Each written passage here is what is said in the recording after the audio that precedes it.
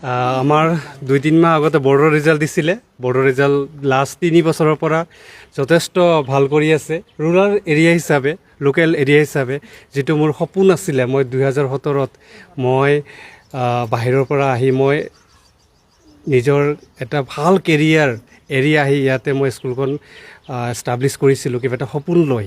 কি মই যেতিয়া পাটনাত আছিলোঁ, মইতো পাটনাৰ পৰা ইঞ্জিনিয়াৰিং কৰি আছিলোঁ, তেতিয়া দেখিছোঁ মই পঢ়োৱা বহুত ষ্টুডেণ্টে ভাল ভাল ৰেংক পায়। আমাৰ ষ্টুডেণ্টে কিয় নাপায়, ইয়াৰ পৰা কিয় নাপায়, সেইটো লৈ মই ঘূৰি আহি স্কুলখন এষ্টাব্লিছ কৰিলোঁ। আৰু প্ৰথমৰ পৰাই মই 2-3টা বস্তুৰ ওপৰত খুব গুৰুত্ব দি আছিলোঁ।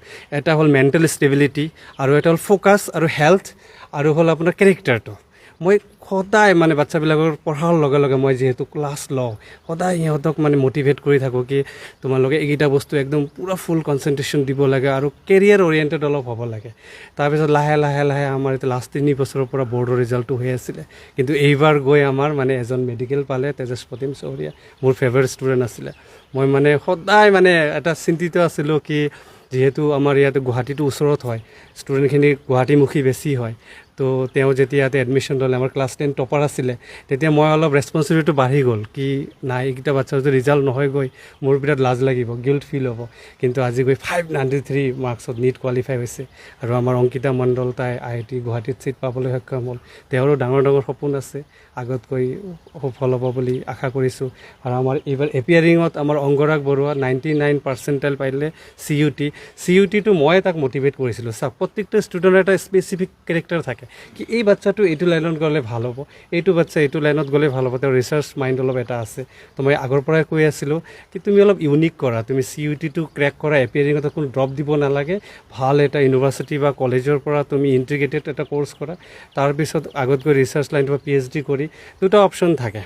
মই বাকী ষ্টুডেণ্টখিনি মংগলদৈবাসী বা দৰংবাসী বা অসমবাসীক মই কৈ আছোঁ, খালি মেডিকেলটো ঠিক আছে, কিছুমান মেডিকেল ডক্টৰৰ কাৰণে বনিছে, ভাল ডক্টৰ লাগিব, ভাল ইঞ্জিনিয়াৰ লাগিব, ভাল চাইণ্টিষ্ট লাগিব, ভাল প্ৰফেচাৰ লাগিব।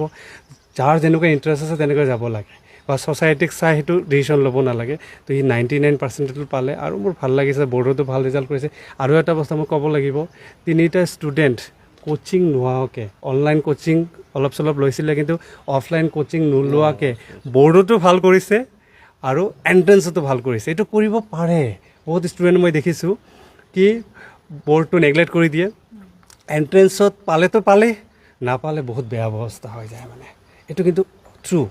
আৰু মই মোৰ যিখিনি আপকামিং ষ্টুডেণ্ট আছে তেওঁলোকক মই ক'ব বিচাৰিছোঁ, একগ্ৰতাটো থাকিলে বা ছেল্ফ ষ্টাডিটো থাকিলে, ছেল্ফ ডিটাৰমিনেশ্যন, 3জন ষ্টুডেণ্টে এটা কথাই কৈছে, কিন্তু ছেল্ফ ৰেগুলেশ্যন যদি থাকে ছাকচেছ হ'বই, কোনো ৰখাব নোৱাৰে। ন'বডি কেন ষ্টপ। মই নিজে এইটো ফিল কৰি আছোঁ। 2টা বস্তু কোনে কাকো কৰি দিব নোৱাৰে, ঠিক আছে। নিজৰ যদি চেষ্টাটো থাকে, নিজৰ বুদ্ধিটো, স্মাৰ্ট ৱৰ্কটো থাকে, আৰু ডিটাৰমিনেশ্যনটো থাকে, শ্ব' আপটো কম থাকে কি বাহিৰত দেখাব নালাগে, নিজৰ কামটোত যদি পূৰা নিষ্ঠাৰে থাকে, ছাকচেছ হ'বই হ'ব। একদম এইটোত আৰু কোনো কনফিউজন নাই। আৰু ময়ো যেনেকুৱা স্কুলত খুলিছোঁ, আৰু মোকো বহুত মানুহে কৈছিলে ক'ত এই স্কুল চলিব, কেনেকৈ ইয়াতে কি হ'ব। কিন্তু নিজৰ যদি ট্ৰু হাৰ্ট এটা থাকে কি নাই মই কৰিম। আৰু মোৰ এটা কথা থাকে সদায়, মই বাচ্চাৰ কাৰণে সদায় নিজৰ ষ্টুডেণ্টখিনিক সদায় নিজৰ সন্তানৰ নিচিনাকৈ ধৰি লওঁ। কিন্তু মোৰ নিজৰ সন্তানৰ হ'লে মই কি কৰিলোঁ হয়, মই এটা লাষ্ট মোমেণ্টলৈ মই কাম কৰিলোঁ হয়।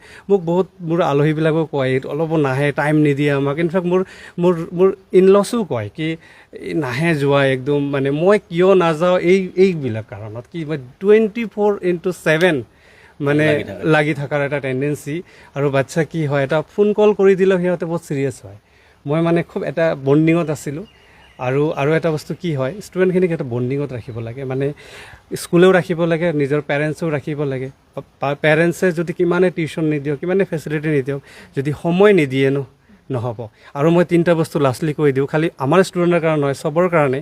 আজিকালি কি হৈছে, বহুত হেল্থ ইছ্যু আহি আছে, পেকেজিং ফুডৰ কাৰণে, ফাষ্ট ফুডৰ কাৰণে, চবতে ফাষ্ট ফুড এভেইলেবল। তাতে কি হয়, বাচ্চাবিলাকৰ কি হয়, এটা লিম্বিক ছিষ্টেম এক্টিভেট হৈ যায়, যাৰ কাৰণে ছেল্ফ ৰেগুলেশ্যনটো কমি যায়। আৰু মোবাইল এডিকশ্যনৰ কাৰণে কি হয়, কনচেনট্ৰেশ্যনটো কমি যায়। যদি অনলাইনত পঢ়েও, তো গাৰ্জেনে এইটো চাব লাগে মোবাইলত কি চাই আছে, মোবাইলত ক'ৰবাত মিছ ইউজ কৰি আছে নেকি, ছ'চিয়েল মিডিয়াত ফেক একাউণ্ট খুলি বাচ্ছা কেইটামান মিছ ইউজ কৰে। যদি কৰি আছে তেতিয়া তাৰ ফিউচাৰ নষ্ট হৈ যাব। সেইখিনি বস্তু এনচিয়'ৰ কৰিব লাগে।